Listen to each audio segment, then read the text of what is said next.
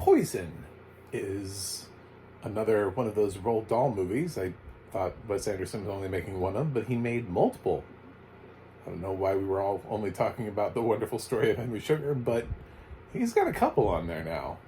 And this one stars Benedict Cumberbatch, Ben Kingsley, and Dev Patel, three of the people who also were in The Wonderful Story of Henry Sugar. And it's 19 minutes long, so my review is going to be super short.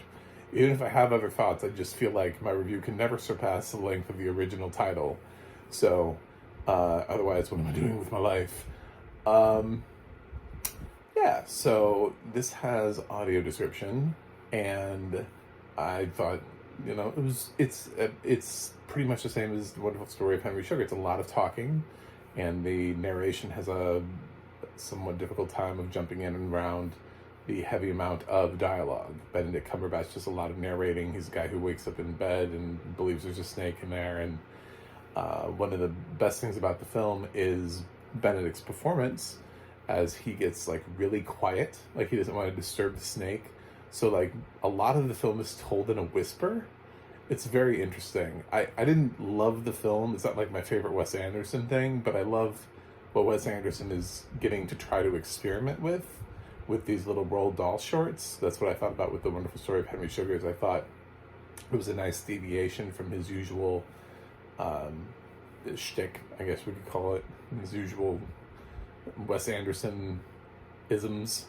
And Poison is a little bit more of that. It's just a little brief look into maybe what Wes Anderson could potentially do one day, should he choose to do something maybe a little bit more intense, like a thriller or a scary movie or something like that.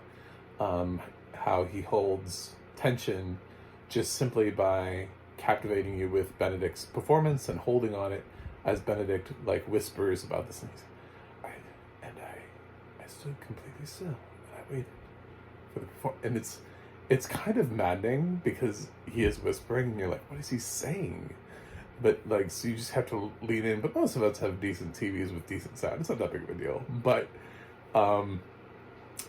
it was an interesting thing. It has less pizzazz to the story, I would say, than The Wonderful Story of Henry Sugar.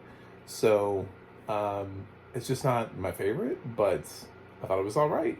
So like I said, I'm making this intentionally a really short review, and I'm going to give this a B-.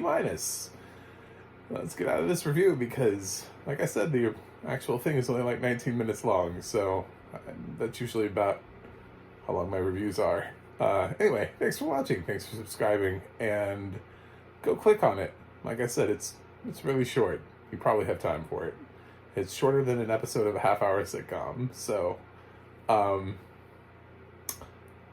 I also have a website, MacTheMovieGuy.com. You can follow me on Twitter, Instagram, or Threads at MacTheMovieGuy. You can go to the audio description project, adp.acp.org.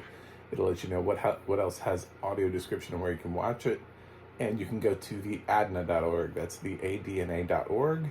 And it'll let you know who's narrating your favorite films and television series. That's it for me today. I will review something else, including the rest of these Roald Dahl shorts. And see you guys on the other side.